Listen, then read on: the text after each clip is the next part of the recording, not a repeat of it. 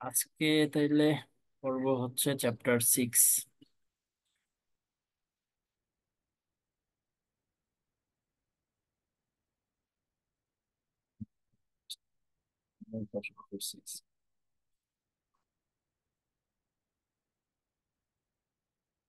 তো চ্যাপ্টারের নাম techniques for calculating the efficient frontier. Efficient ফ্রন্টিয়ারটা ক্যালকুলেট করব, মানে এফিশিয়েন্ট ফ্রন্টিয়ারটা আসলে আমরা কিভাবে ড্র করতে পারি। তো একটা এফিশিয়েন্ট ফ্রন্টিয়ার কিরকম হয়? একটা এফিশিয়েন্ট ফ্রন্টিয়ার হয় হচ্ছে এরকম, মানে সুন্দর হয় না, এরকম হয় একটা এফিশিয়েন্ট ফ্রন্টিয়ার। সো এটা যে জাস্ট এরকমই হবে তা তো না, এটা হইতে পারে আরেকটু এরকম, আবার হইতে পারে আরেকটু খাড়া। সো আমাদেরকে যদি কিছু অ্যাসেট দিয়ে দেওয়া হয়, সাপোজ আমাদেরকে 10টা অ্যাসেট দিয়ে দেওয়া হইলো বিভিন্ন কোম্পানির, বললাম স্টকই দিয়ে দেওয়া হইলো, 10টা স্টক দিয়ে দেওয়া হইলো, বললো যে এগুলাতে তুমি ইনভেস্ট করো। তাহলে আমি হচ্ছে আমার যেগুলা, মানে আমি কোনটাতে কতটুকু ওয়েট দিব, 10টা অ্যাসেটই আমি আমার পোর্টফোলিওতে রাখবো, কোনটাতে কতটুকু ওয়েট দিব, মানে কোনটাতে কত টাকা ইনভেস্ট করব, সেটার উপর ডিপেন্ড করে ওই এই যে এফিশিয়েন্ট কার্ভটা।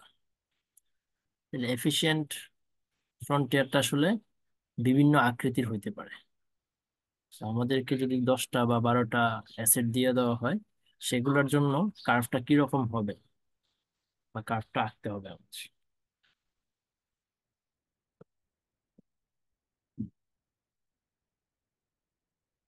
তো এই চ্যাপ্টারে আমাদের পারপাস কি? এখানে আমাদের পারপাস হবে উম,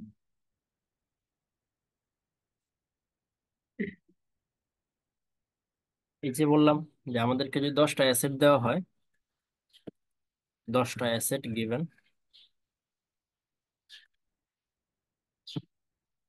ওই 10টার কোনটাতে কতটুকু ওয়েট দিব সেটা আমাদেরকে বের করে নিতে হবে। তাহলে WEI লিস্ট, ওয়েট বের করতে হবে।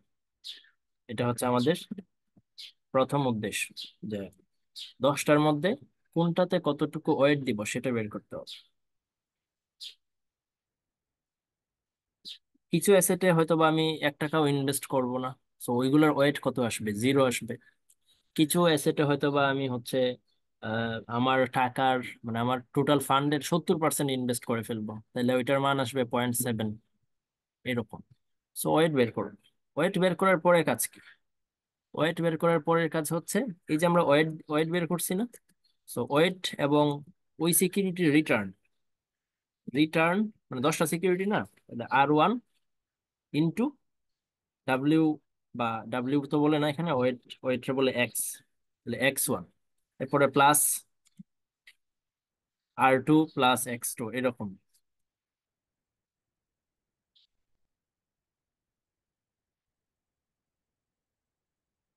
প্লাস R2 ইন্টু X2, এইভাবে আমরা হচ্ছে তাহলে এটা আসলে কি বের করতেছি? R1 X1 এগুলোর মাধ্যমে আমরা বের করতেছি আমাদের RP টা, return of the portfolio, return of the portfolio বের করতেছি। সো ওয়েট গুলা বের করবো, এরপর রিটার্ন বের করবো, এরপরে দেখে আসি একটু কি করবো। এরপরে মনে হয় আমরা রিস্কটা বের করে ফেলবো। তো এটাই তো আমাদের কাজ, রিটার্ন এবং রিস্ক কাজ বের করা। তো এরপরে আমরা বের করবো হচ্ছে সিগমা পি, সিগমা পি। আপাতত এইগুলা হচ্ছে আমাদের পারপাস। এটা বের করার পরে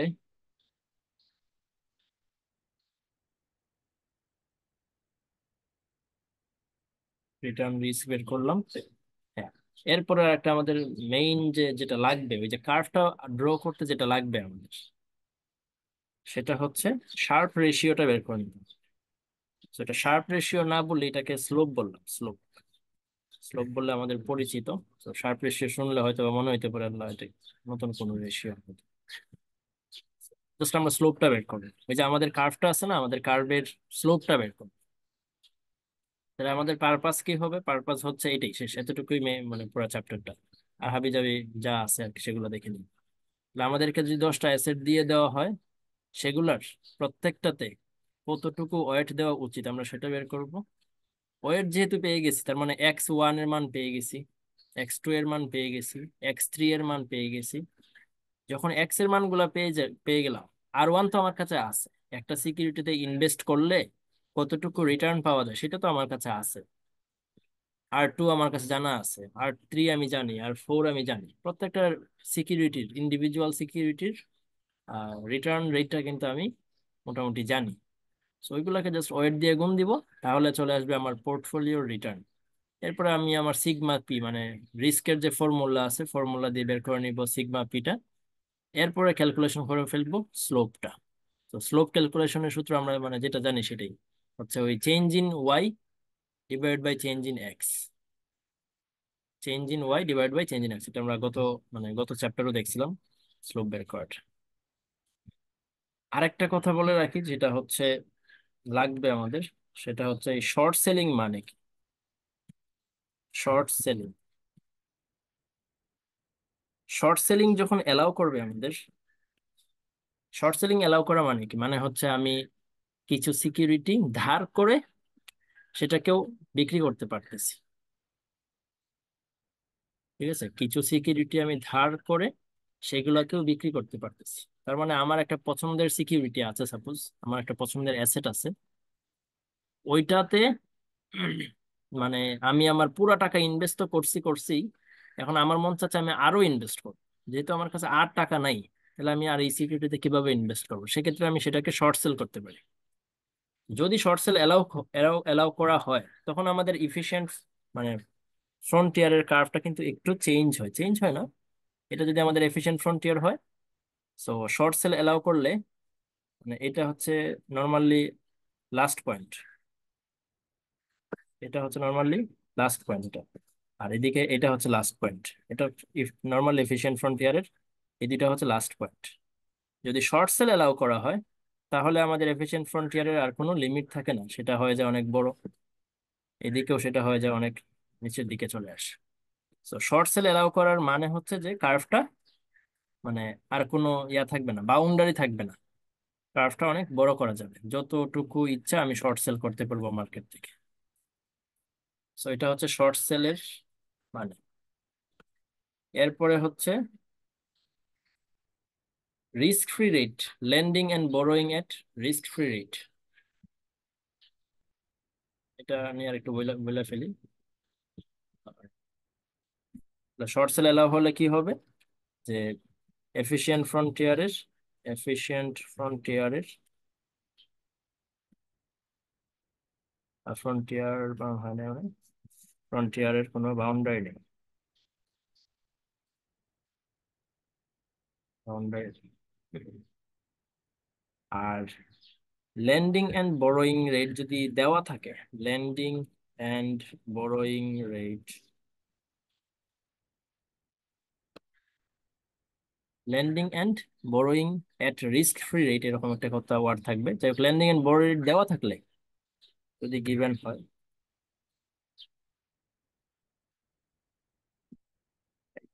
বাজে, লেন্ডিং এন্ড বড়োয়িং রেট যদি দেওয়া থাকে, তখন আমরা আমাদের মডেলে মানে আমাদের পুরা ইয়াটাতে, স্ট্রাকচারটাতে আরএফটাকে ইন্ট্রোডিউস করব। ল্যান্ডিং এন্ড বড়োয়িং রেট যদি দেওয়া থাকে, তখন আমরা কি জানি, তাহলে আরএফ এর মানটা দেওয়া থাকলো, সাপোজ আরএফ সমান হচ্ছে 5%, তাহলে আমরা 5 কে ইউজ করে কাজ করব। আর যদি ল্যান্ডিং এন্ড বড়োয়িং রেট দেওয়া না থাকে, তাহলে তো আমাদেরকে আরএফ মানে আরএফটাকে আনার কোনো মানে দরকারই নেই। Just এতটুকু কথা মাথায় রাখি, এগুলোর ইমপ্লিকেশন কোথায় আছে সামনে গেলেই বুঝতে পারবো আর কি। তাহলে শর্ট সেল অ্যালাউ করলে আমাদের এফিশিয়েন্ট ফ্রন্টিয়ারটা অনেক বড় হবে। আর লেন্ডিং এন্ড বোরোয়িং রেট যদি দেওয়া থাকে, সেক্ষেত্রে আরএফটাকে আমরা ইন্ট্রোডিউস করতে পারবো। আর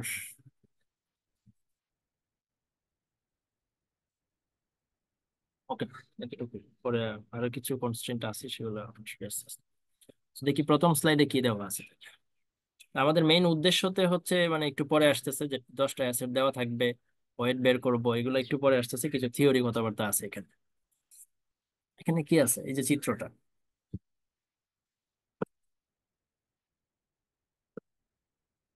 চিত্রটাতে কি দেখাইছে, উপরের হেডিংটা কি? হেডিংটা হচ্ছে short sell allowed. Short sell allowed মানে কি, কার্ভটা অনেক বড় হবে বলছিলাম না? এই যে কার্ভটা কিন্তু আরএফ থেকে স্টার্ট করে বি পর্যন্ত স্টপ হয়ে যায় নাই, বি কেউ ক্রস করে উপরের দিকে উঠে গেছে। এটা হচ্ছে শর্ট সেল অ্যালাউড, এই কথাটা এর জন্য বলছিলাম। আর উইথ রিস্কলেস ল্যান্ডিং এন্ড বোরোয়িং, যেহেতু রিস্কলেস ল্যান্ডিং এন্ড বোরোয়িং করা যাবে, বলছে যে উইথ রিস্কলেস ল্যান্ডিং এন্ড বোরোয়িং, তার মানে কি, এই যে আরএফটাকে আমরা ইন্ট্রোডিউস করছি, তাহলে আরএফ থেকে স্টার্ট হবে, কার্ভটার কোনো বাউন্ডারি থাকবে না। সো এই দুটা কথার মানে হচ্ছে এটার ইমপ্লিকেশন। আচ্ছা, এখন এখানে কি লিখছে, the existence of a riskless lending and borrowing implies that there is a single portfolio of risky asset that is preferred to all other portfolio.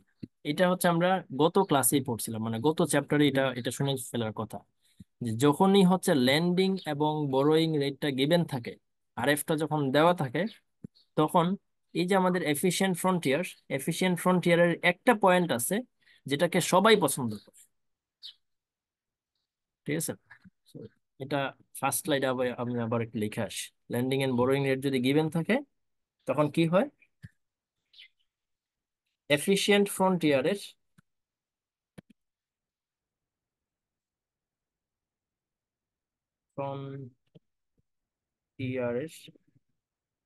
একটা point is preferred by all investor. এটা হচ্ছে সবাই এটাকে মানে prefer করে। তাহলে এই যে আরএফটা যখনই দেওয়া থাকবে, তখনই আমাদের এফিশিয়েন্ট রিস্কি পোর্টফোলিও কোনটা নেওয়া উচিত, এই যে বি, বি হবে আমাদের রিস্কি পোর্টফোলিও। মানে এই পয়েন্টটাতে আমাদের, মানে এই পোর্টফোলিওর কম্বিনেশনটা আমাদের নেওয়া উচিত।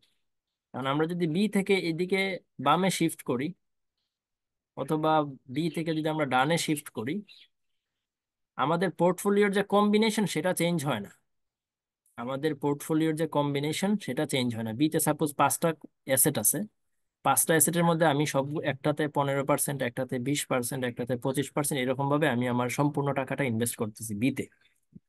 এখন আমি যদি বি থেকে এদিকে আসি, আমার ওয়েট গুলো চেঞ্জ হয় নাই, ওয়েট গুলো চেঞ্জ হয় নাই, তার মানে আমি আমার কম্বিনেশনে ঠিকঠাক মতোই আছি।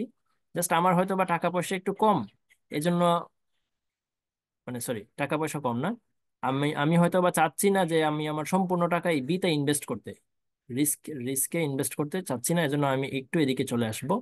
বাকি টাকাটা আমি কি করব, এদিকে চলে আসার ফলে কিছু টাকা তো আমার মানে হাতে থেকে গেল, ওই টাকাটা আমি আরএফ এর মাধ্যমে মানে রিস্ক ফ্রি রেটে ইনভেস্ট করে ফেলবো, মানে ট্রেজারি বিল কিনে ফেলবো। আবার এমন হইতে পারে যে আমি বি থেকে ওইদিকে যেতে চাই, তার মানে কি, তার মানে হচ্ছে যে আরএফ এ আমি কিছু টাকা লোন নিব, লোন নিয়ে আমি হচ্ছে আর এই রিস্কি পোর্টফোলিওতে আরো ইনভেস্ট করবো, মানে টাকার অ্যামাউন্টটা বাড়াবো, কিন্তু আমার কম্বিনেশন চেঞ্জ হবে না, আমার ওয়েট চেঞ্জ হবে না। আমি বেক্সিমকোর শেয়ার 20% কিনতে চাই, ওই 20%ই আমি কিনবো, কিন্তু টাকা হয়তো বা আমি একটু বেশি দিব, মানে টাকার পরিমাণটা আমি জাস্ট বাড়াইতেছি, আমার কাছে এত এত পরিমাণ টাকা আছে, এদিকে আসার মানে হচ্ছে আমি কিছু টাকা আরএফ রেটে লোন নিছি, লোন নিয়ে আবার সেই টাকাটাকে ইনভেস্ট করছি এই পোর্টফোলিওটাতেই, রিস্কি পোর্টফোলিওটাতে।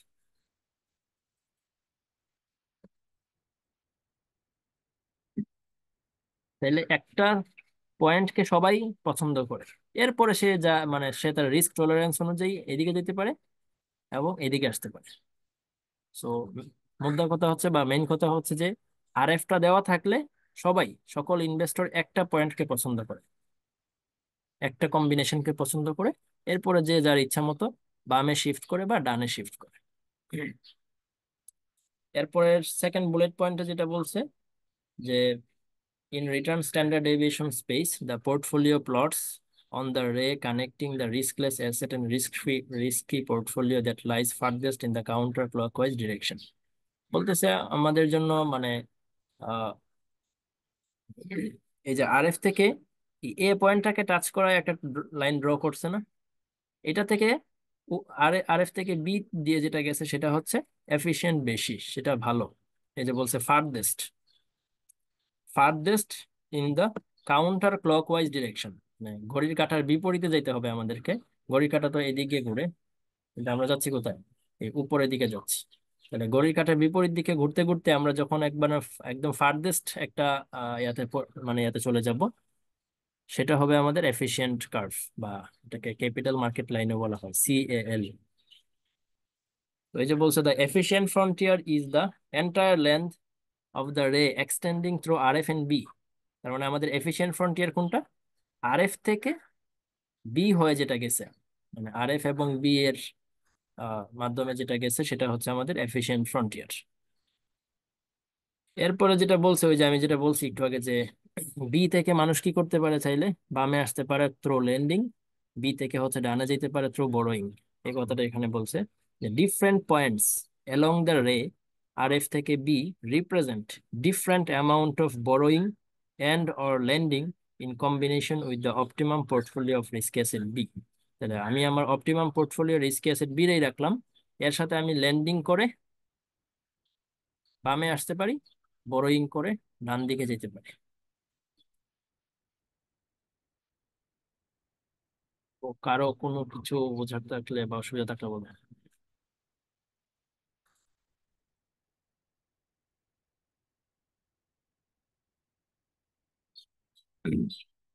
ভেবে নাই এখন তাইলে।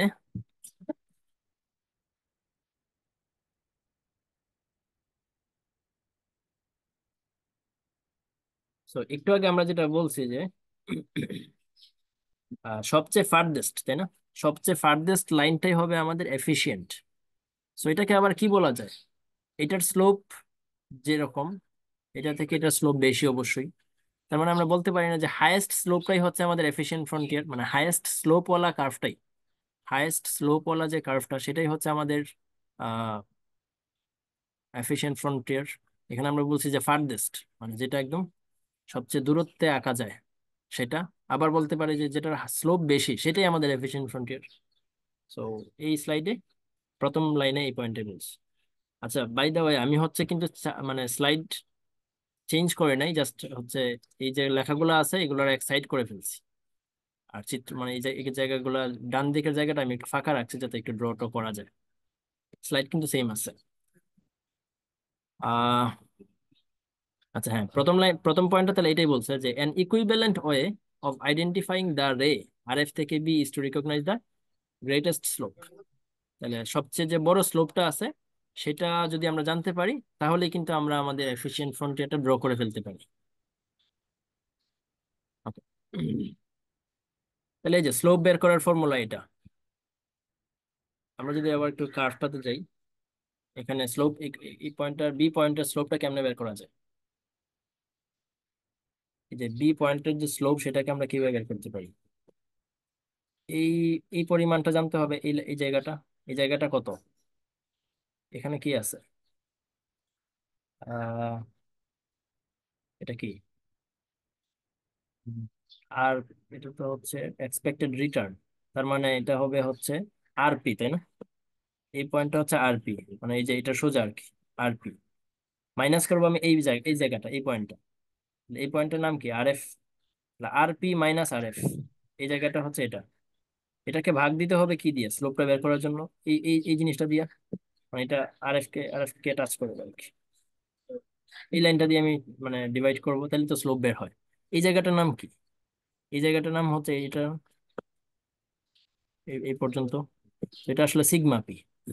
তাহলে স্লোপটা আমরা কিভাবে বের করতেছি?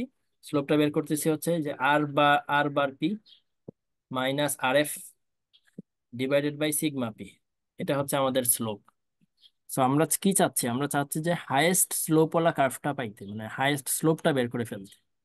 সো এই তো থেটা দিয়ে প্রকাশ করলো যে থেটা সমান হচ্ছে এই স্লোপটা। সো আমাদের চেষ্টা থাকে সবসময়ই যে থেটাটা যাতে ম্যাক্সিমাইজড হয়, থেটাটা যাতে ম্যাক্সিমাইজড হয়, কারণ এটাকে যদি আমরা ম্যাক্সিমাইজ না করতে পারি, যদি আমাদের মানে এটা থেটাটা যদি ম্যাক্সিমাইজ না করতে পারি, তাহলে আমাদের এফিশিয়েন্ট কার্ভটা আসলে কি হবে? এফিশিয়েন্ট কার্ভটা হচ্ছে এই নিচ দিয়ে চলে যাবে। এফিশিয়েন্ট কার্ভটা একটুও যদি আমাদের মানে থেটাটা মানে ছোট হয়, যেটা যতটুকু হওয়া উচিত তার থেকে যদি ছোট হয়, তখন কার্ভটা হচ্ছে এভাবে নিচ দিয়ে চলে যাবে। তো আমরা চেষ্টা করব এটাকে সবসময় ম্যাক্সিমাইজ করার। এখন ম্যাক্সিমাইজ করার উপায় কি? ম্যাক্সিমাইজ করার উপায় হচ্ছে আমরা ওই ইয়াতে পড়ছিলাম যে ডিফারেন্সিয়েশন নিতে হয়। ডিফারেন্সিয়েশন নিয়ে ওইটা সমান জিরো বসাইতে হয়, জিরো বসায় ওই জিনিসটাকে সলভ করতে হয়, সলভ করলে তো স্লোপের ভ্যালু বের হয়ে যায়। এটা হচ্ছে ওই কি জানি কোর্সের নাম, ম্যাথ টু তে পড়ছিলাম, ডিফারেন্সিয়েশন। আবার বলতেছি, এটা জায়গায় আছে। তাহলে আমাদের এই প্রথম বুলেট পয়েন্টটা শেষ। সেকেন্ড বুলেট পয়েন্টটাতে কি লিখছে দেখি, recall that the slope of the line connecting riskless asset, এটা ওই ফর্মুলাটাকে ব্যাখ্যা করছে যে রিস্কলেস অ্যাসেট এবং risky portfolio is expected return on the portfolio minus, এই যে expected return of the portfolio minus risk free rate divided by standard deviation. Just এই ফর্মুলাটাকে ব্যাখ্যা করছে। এটা গেল 3 number point. Thus, the efficient set is determined by finding that portfolio with the greatest ratio of excess return to standard deviation. Same again এই কথাটারই মানে অন্য একটু ভাবে বলছে যে এটাকে আমরা বলতে পারি এক্সেস রিটার্ন, আর বার পি মাইনাস আর এফ। এটাকে এক্সেস রিটার্ন বলা যায় কারণ এটা তো রিস্ক ফ্রি। রিস্ক ফ্রি এর উপরে যে রিটার্নটা পাচ্ছি আমি সেটাকে বলতেছি আমরা এক্সেস রিটার্ন। এটাকে ভাগ দিব আমার রিস্ক দিয়া, তাইলে বের হচ্ছে থেটার মান। এবং এখানে একটা কন্ডিশন ফুলফিল হইতে হবে, মাস্ট। এই যে আমি আমার 10টা সিকিউরিটি, একটু আগে যে বলছিলাম যে 10টা সিকিউরিটিতে ইনভেস্ট করব, এই 10টা সিকিউরিটিতে আমার টোটাল ইনভেস্টমেন্ট কত হবে? অবশ্যই ওয়ান হবে। মানে আমার ওয়েট গুলা যোগ করলে, সবগুলা ওয়েট যদি আমি যোগ করি, সেটা হবে ওয়ান। তার মানে একটা কনস্ট্রেন্ট আছে, তাই না? একটা কনস্ট্রেন্ট আমাকে কিন্তু মেনটেন করতে হবে। তো আমরা ওই লাস্ট যে একটা কোর্স পড়লাম, ওই যে বেলায়েত স্যার যেটা নিল, নাম কি জানি, অদিতি ম্যাম আর বেলায়েত স্যার যেটা নিল, এই, অপারেশন রিসার্চ। হ্যাঁ অপারেশন রিসার্চ। হ্যাঁ হ্যাঁ, অপারেশন রিসার্চের কিন্তু আমরা দেখছি যে আমরা যে কোনো একটা কার্ভকে ম্যাক্সিমাইজ করতে গেলে বা মিনিমাইজ করতে গেলে আমাদেরকে 2-3টা কনস্ট্রেন্ট ধরায় দেওয়া হয়। So, যত কনস্ট্রেন্ট বাড়ে ততই কিন্তু ম্যাথটা কঠিন হয়ে যায়। তো এখানে আপাতত একটা কনস্ট্রেন্ট, এজন্য এটা একটু সহজ হবে। কিন্তু যখন একটু পরে আর 2-3টা কনস্ট্রেন্ট হবে তখন আর আমরা হাতে কলমে এটা করতেই পারবো না, তখন যেতে হবে কম্পিউটারের সাহায্যে। তো এখানে আপাতত এক্সট্রা একটা কনস্ট্রেন্ট, আমাদের সকল ইনভেস্টমেন্টের ওয়েটের যোগফল সমান হবে ওয়ান। এই পরের স্লাইডে তাহলে আমাদের কনস্ট্যান্টটা কি? কনস্ট্যান্টটা হচ্ছে summation of x I equal to one. ঠিক আছে, summation of x I equal to one. এই কনস্ট্যান্টটাকে আমরা কি করব এখন? আমাদের মডেলে নিয়ে আসবো। মডেলে নিয়ে আসলে মানে এটা দিয়ে আমরা সলভ করতে পারবো আর কি আমাদের ম্যাথটাকে। তাহলে এই যে লিখছে, this is a constrained maximization problem. আমরা ম্যাক্সিমাইজ করতে চাই, কি ম্যাক্সিমাইজ করতে চাই? থেটাটাকে ম্যাক্সিমাইজ করতে চাই, তাই না? আর কনস্ট্রেইনড কেন বলছে? ওই যে আমরা দেখলাম একটা কনস্ট্রেইন্ট আছে, এজন্য। আচ্ছা, এই কনস্ট্যান্টটাকে আমরা could be substituted into objective function. আমরা আমাদের অবজেক্টিভ ফাংশনে এই যে কনস্ট্যান্টটা আছে সেটাকে ইনপুট দিয়ে দিব। মানে কনস্ট্যান্টটাকে আমরা আমাদের অবজেক্টিভ ফাংশনের মধ্যে বসায় দিব। তাহলে আমরা কি করতে পারবো? সেটাকে ইজিলি সলভ করে ফেলতে পারবো। কারণ কিভাবে সেটাকে সাবস্টিটিউট করবো? আচ্ছা, summation of x I equal to তো ওয়ান, তাই না? Summation of x I equal to one. তার মানে ওয়ান এর পরিবর্তে কি লিখতে পারবো? ওয়ান এর পরিবর্তে কিন্তু সামেশন অফ এক্স আই লিখতে পারবো। তাহলে আসে এখানে আমাদের থেটার ফর্মুলা কি? আমাদের থেটার ফর্মুলা হচ্ছে, থেটার ফর্মুলাতে কি আছে দেখাই। থেটার ফর্মুলাতে আর এফ আছে না? থেটার ফর্মুলাতে হচ্ছে,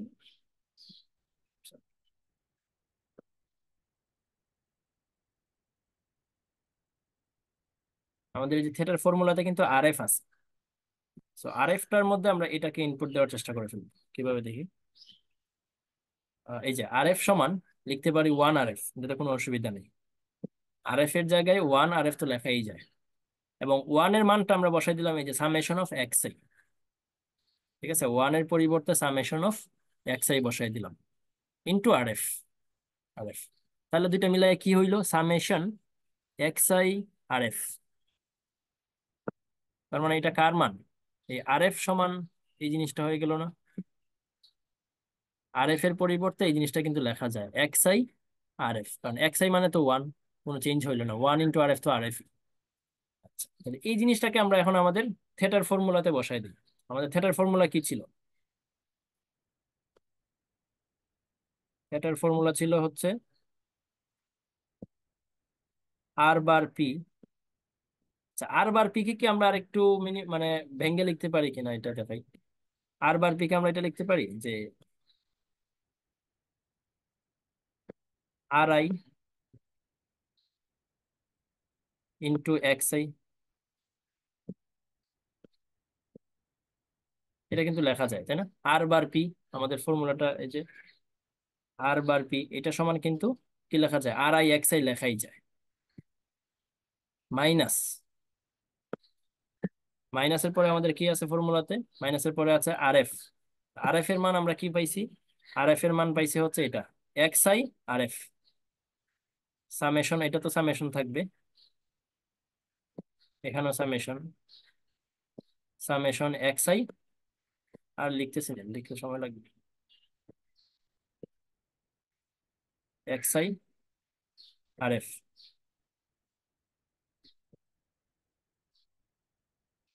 এই লাইনটা থেকে আর নিচে কি আছে, নিচে তো সিগমা পি আছে, তাই না? নিচে সিগমা পি আছে। এখন এই দুটো থেকে কি কমন যায়? এক্স আই কমন যায় না? এখানেও এক্স আই আছে, এখানেও এক্স আই আছে, এই যে এক্স আইটা কমন নিল, বাকি থাকলো কি আর আই মাইনাস আর এফ। তাহলে এটা হইলো। আর নিচে সিগমা পি এর ফর্মুলা লেখা যায় না, এটা এটা কিন্তু সিগমা পি এর ফর্মুলা সম্পূর্ণ। এই যে রুট ওভার আছে, রুট ওভার, এটা কিন্তু ভেরিয়েন্স এর ফর্মুলা, ভিতরে একটা ভেরিয়েন্স, তার উপরে রুট ওভার দিলে সিগমা পি। তাহলে আমাদের থেটার ফর্মুলা কি দাঁড়াইলো এটা? থেটার ফর্মুলাটাকে আমরা এই শর্টকাট মানে ছোট একটা ফর্মুলা থেকে বড় ফর্মুলাতে কেন নিলাম? কারণ হচ্ছে আমরা আমাদের যে একটা কনস্ট্রেন্ট আছে, কনস্ট্রেন্টটাকে এখানে ইনপুট দিলাম, আর এখন এটাকে আমরা কি করব, ডিফারেন্সিয়েশন করব। এই যে লাইনটা বড় একটা ফর্মুলা পাইলাম থেটার, এই ফর্মুলাটাকে আমরা এখন ডিফারেন্সিয়েশন করব। ডিফারেন্সিয়েশন করলে তো একটা একটা ইয়া পাবো, একটা ইয়া পাবো, কিছু একটা পাইলাম। ওই লাইনটা, অপটিমাম ভ্যালু। হ্যাঁ, ওইটা সমান এখন কি বসাবো, জিরো বসাবো। জিরো বসাইলে আমরা কার কার মান পেয়ে যাবো তখন? তখন হচ্ছে এক্স আই এর মানটা পেয়ে যাবো। এক্স আই মানে কি? এক্স আই মানে হচ্ছে ওয়েট। তো আমাদের মেইন উদ্দেশ্য কিন্তু ওইটাই, আমরা ওয়েটটা বের করতে চাই। তাহলে এই লাইনটাকে ডিফারেন্সিয়েশন মনে হয় করছে, দেখি পরের লাইনে, এই যে। সো প্রথমে ডিফারেন্সিয়েশন করছে এক্স ওয়ান এর সাপেক্ষে, পরে ডিফারেন্সিয়েশন করছে এক্স টু এর সাপেক্ষে, এবং জিরো বসাইছে। আমরা জানি স্লোপ বের করতে হলে কি করতে হবে, অবশ্যই জিরো ইকুয়াল টু জিরো বসাইতে হবে, ডিফারেন্সিয়েশন করার পরেই সেটা সমান জিরো বসাইতে হবে, তাহলে স্লোপটা বের হয়। এগেইন এক্স টু এর সাপেক্ষে ডিফারেন্সিয়েশন করে জিরো বসাইছে, এক্স থ্রি এর সাপেক্ষে ডিফারেন্সিয়েশন করে জিরো বসাইছে, এভাবে যতগুলা সিকিউরিটি আছে, আমাদের কয়টা সিকিউরিটি, আমাদের এক্সাম্পল 10টা, তাহলে এক্স টেন, এই এক্স টেন সমান মানে এটা এটা সাপেক্ষে ডিফারেন্সিয়েশন করে ইকুয়াল টু জিরো বসানো হয়েছে। তাহলে এটার জন্য একটা এক্স ওয়ান এর ভ্যালু পাবো, এটার জন্য এখান থেকে একটা ভ্যালু পাবো, এইভাবে যাই এই পরের গ্রাফটা। তো এভাবে প্রত্যেকটার জন্য তো একটা একটা করে ইকুয়েশন পাবো, পাওয়ার পরে সেগুলাকে যোগ টোগ করলে মনে হয়, বা কিছু একটা করলে, মানে আলটিমেট আমাদের ডিফারেন্সিয়েশন করার পরে আলটিমেট লাইনটা দাঁড়াবে এরকম, এই পুরাটা। ঠিক আছে, আবার বলি, আমাদের যে থেটার যে ফাংশনটা, থেটার ফাংশন তো এটা, থেটার ফর্মুলা এটা, এটাকে যদি আমরা ডিফারেন্সিয়েশন করি, আলটিমেটলি কি আসবে, এই পুরা ইকুয়েশনটা আসবে। মানে এই পুরা ইকুয়েশনটা আস্তে আস্তে, মানে সহজ করে বলি, এটা এত বড় দেখা যাচ্ছে, সেম জিনিস আসলে। এখানে কি আছে, ল্যামডা আছে আর এক্স ওয়ান আছে, এখানে কি আছে, ল্যামডা আর এক্স টু, এখানে কি আছে, ল্যামডা এক্স থ্রি। তার মানে এক এক করে বাড়তেছে, এক, দুই, তিন, বাকি সব কিন্তু সেম থাকতেছে। সিগমার ভ্যালুটা চেঞ্জ হইতেছে, sigma one I, sigma two I, sigma three I. এই জিনিসটাকে একটু পরে দেখি, এটাকে একটু পরে দেখবো। তাহলে এখানে আমরা তিন পর্যন্ত আসছি না, তিনের পরে কত আসবে, চার, পাঁচ, ছয়, সাত, আট, আর একদম লাস্টেরটা কত আসার কথা, এই যে নাইন। এন, এন মানে কত, টেন। টেনের আগেরটা কত হবে, টেনের আগেরটা হবে নাইন, এই যে এন মাইনাস ওয়ান। ঠিক আছে, lambda X one, lambda X two, লাস্টেরটা হচ্ছে ল্যামডা এক্স টেন, এন মানে টেন। আর এর আগেরটা হবে অবশ্যই lambda X nine, N minus one, তার মানে কি টেন মাইনাস ওয়ান, তার মানে নাইন। বাকি সব same.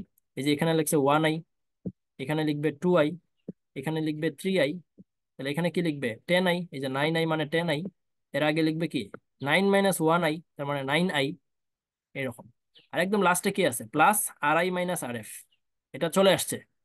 RF RI RF differentiation করার পরে এই জিনিসটা থেকে গেছে। এই যে উপরে আমাদের এটার এই ফর্মুলাতে কিন্তু RI RF আছে, এই যে এটারে ডিফারেন্সিয়েশন করার পরে RI - RF থেকে গেছে।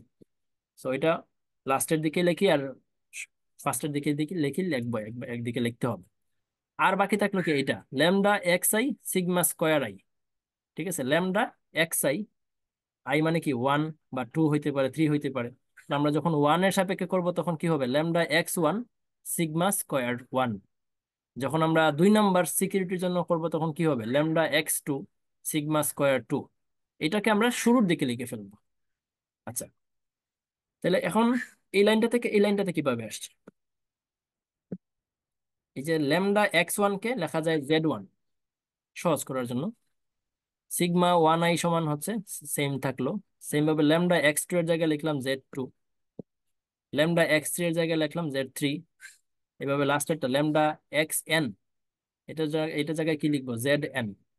তার মানে বাকি সব সেম থাকলো, আমরা জাস্ট এটাকে একটু সিম্পলিফাই করে ফেললাম, λx এর জায়গায় আমরা জেড লিখে ফেললাম।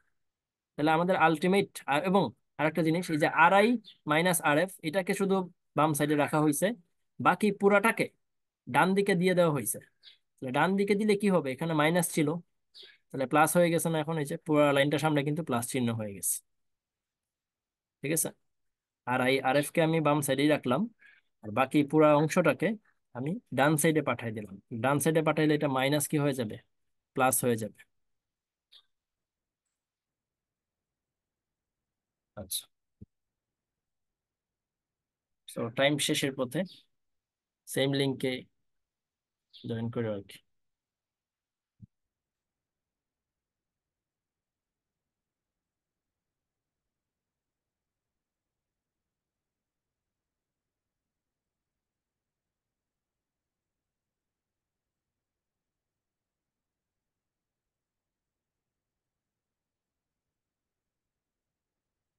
ঠিক আছে, তাহলে আমরা হচ্ছে, শেষ হয় না কে টাইম,